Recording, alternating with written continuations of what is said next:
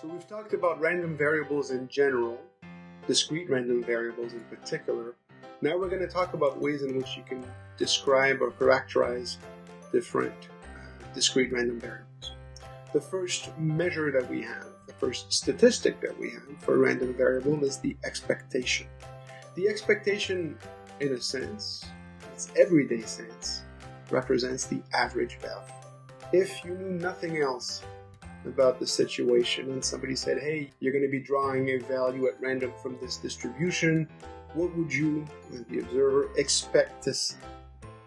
And you can obtain the expectation of the random variable simply by computing this quantity.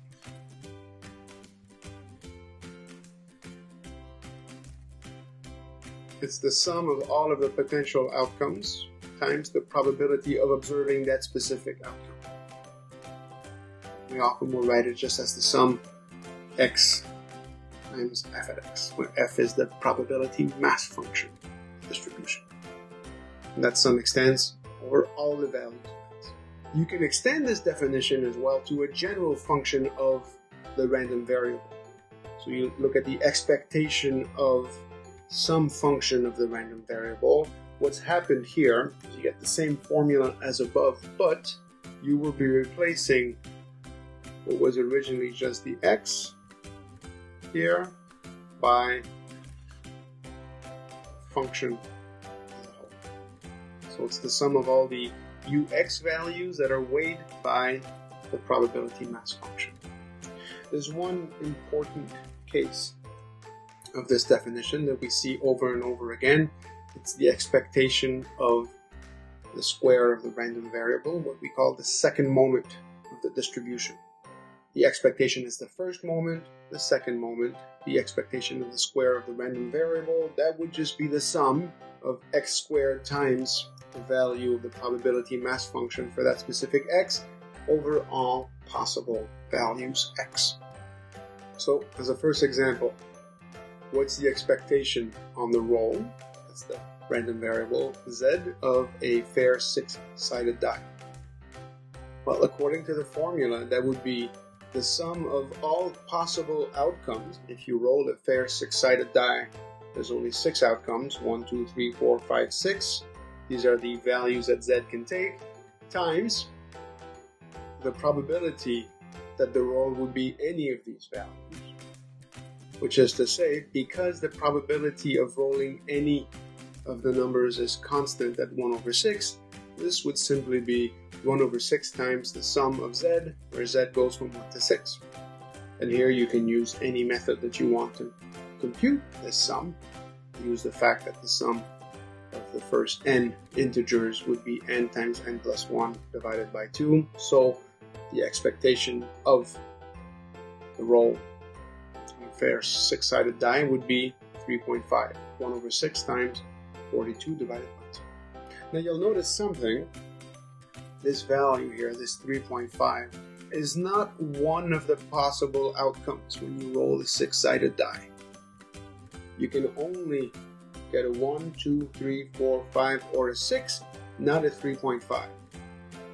So it's not always going to be the case that the expectation gives you something that useful to work with. Later, when we talk about descriptive statistics, we might decide to use the median instead of the expectation to talk about the location of the centrality of the distribution. Now we're going to look at an example which is based on some silly gambling game. In order to play the game, you need to put down a $1 entry fee bet. And then you either win $3 with probability 33%, or you will lose $1 with probability 67%. Perhaps there's a special six-sided die that you use. If it comes up 1 or 2, you win $3. And if it comes up 3, 4, 5, or 6, you will lose $1. The random variable in this example will be the net gain loss from the game. And you're expected here to find the expected value for the game as a whole. The net gain loss will be the outcome of the game minus the bet. So x can take on two possible values, either $2 for a win, you pay $1 to play, you get $3 back, or minus $2 for a loss, you pay $1 to play, and you owe $1 to use. The expected value then for this random experiment that has two outcomes would be the value of the net gain loss in the 33% of the cases where you do win, plus the outcome of the net gain loss in the 67% of the cases where you do lose. Of these things together, you'll get minus 2. Is this a game that you should play then? Usually when you play on average, you'll be out 67 cents. Doesn't sound like it's a game that you should be playing. Let's say that Z is again the number that shows when you roll a fair 6-sided die. What's the expectation of Z squared? And what's the expectation of Z minus 3.5, which you'll remember was the expectation of Z, all of that squared. Well, we compute the expectation of Z squared simply by taking the sum of all the possible outcomes, Z equals 1, Z equals 2, all the way up to Z equals 6, squared times the probability of observing these outcomes. So these probabilities are all 1 over 6, the die is fair. You take that and put it out. The sum, and we're left with the sum of Z squared, where Z goes from 1 to 6, times 1 over 6. It's 1 over 6 times 1 squared plus 2 squared plus 3 squared, up to 6 squared. And if you work it out, you can either use a formula, you can either do it manually, use your calculator or a spreadsheet, you will get 91 over 6. Now what about the expectation of Z minus 3.5 squared? Well, that's easy. We take the function which is here, Z minus 3.5 squared. We put it here and we allow the little z to vary all the possible outcomes 1 to 6. The probability that z is equal to z, because again the die is fair, that is 1 over 6. It's a constant term we can put outside of the summation. We're left with 1/6 times the summation from 1 to 6 of Z minus 3.5 squared. And you can just work it out. You let Z vary from 1 all the way up to 6. Do the sum. You get 35 over 12. For now, this value means nothing to us. Eventually, it's going to mean a fair amount. The expectation is the average value, or the mean of the random variable, which we typically denote using the Greek letter mu. Mu is the Greek letter for m, m for mean. If we want to specify which random variable we're talking about, then we'll use the subscript x or y or z depending on the corresponding random variable. In the example of the fair die, the average roll, the expectation of z would be mu z, and we know that this is 3.5. In the final example that we showed, where we were computing the expectation of z minus 3.5 squared, well, we could also have written 3.5 as what it truly is, which is the expectation of z. So the expectation of z minus 3.5 squared is the same thing as the expectation of z minus the expectation of z squared. Or if you'd rather, you can also write it like this.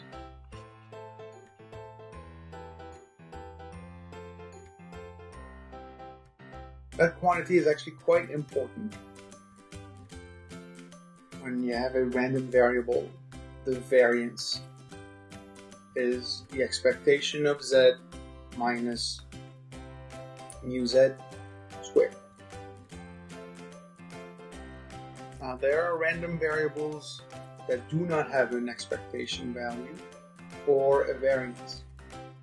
By that we mean that the expectation is infinite, that the variance is infinite. That can happen. We will soon see another formula to compute the variance of a random variable. Right? If we rewrite the variance as the expectation of the square of the difference between the random variable and its average value, its mean, well, we know what it means. We know how we know how to compute that using the definition. And now we have the square of a difference, and we can expand the square here to get a degree 2 polynomial in x and in mu x. X minus mu x squared would be x squared minus 2x mu x plus mu x squared times all the value of the probability that x would be equal to little x. That's just the probability mass function f at x. This is a sum. This is a function. We can distribute each of the terms here, and we'll get the sum of the x squared times f at x. That's great. Minus twice, I'm going to take the mu x and bring it in front of the summation. I can do that because mu x is a constant value.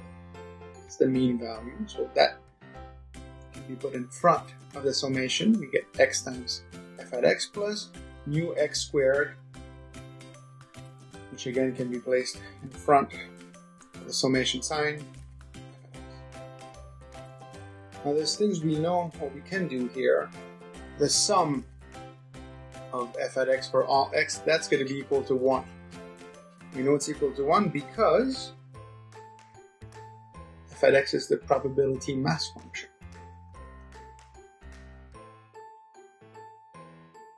The expression here, this is exactly the expectation of x squared. That's the definition. And here we get minus twice mu x times, well, times this thing, which is itself exactly the expectation of x. We've written that as mu x. So this term here becomes mu x. And you're left with expectation of x squared minus twice the product mu x plus mu x squared times 1. Gives you minus 2 mu x squared plus mu x squared minus mu x squared. And so the total is ex squared minus mu squared. You can also write it by remembering that the expectation of x is mu x as ex squared minus e squared x. And keep in mind here what we're saying is really the x expectation of x. So we just put 2 here in front to allow ourselves to get rid of the round brackets. Once you know the variance of a random variable, you can compute its standard deviation. Define it directly from the variance. The standard deviation of a random variable is the square root of the variance. Now, this will only be defined if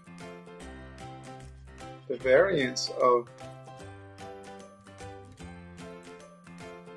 random variable is positive, or at least non-negative. Right? If the variance was negative, your standard deviation would be negative, and that wouldn't make sense. We haven't proven that this is the case, but in fact, because the variance is the expectation of a square, we have a sum here of everything which is, by necessity, a product between non-negative terms and, well, again, non-negative terms. Each of these component has to be non-negative. And so we're adding up a bunch of non-negative terms together. The sum has to be positive. In particular, what this means because the variance has to be non-negative, the expectation of the square will always be greater than the square of the expectation.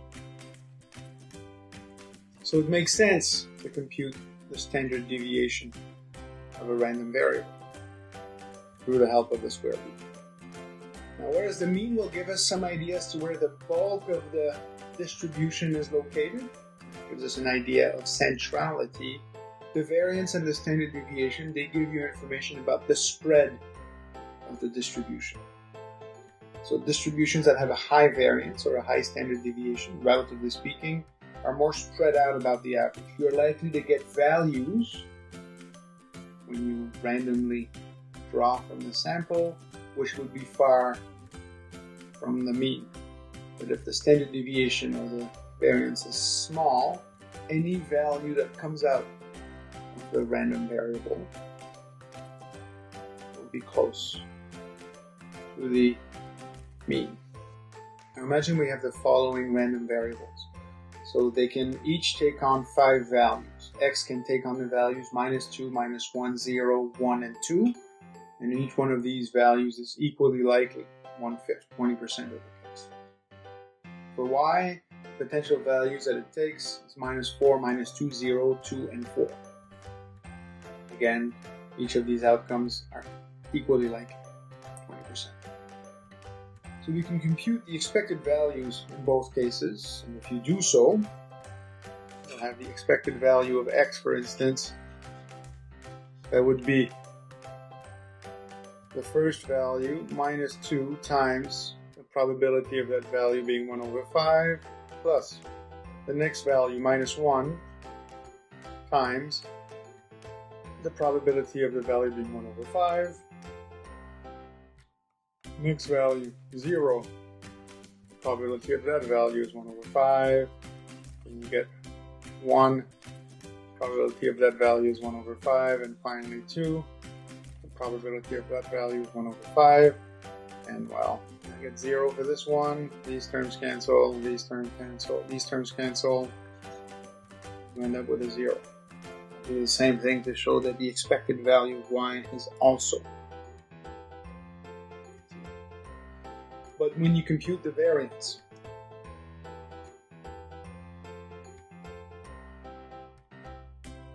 so the variance of X would be, according to the second definition, expectation of X squared minus the square of the expectation of X. We already know that the expectation of X is 0, so we just need to compute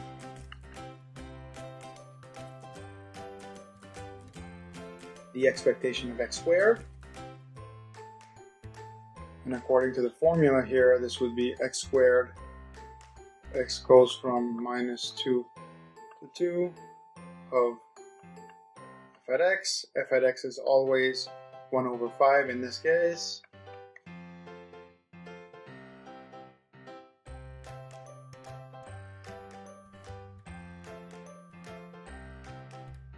So you get this sum.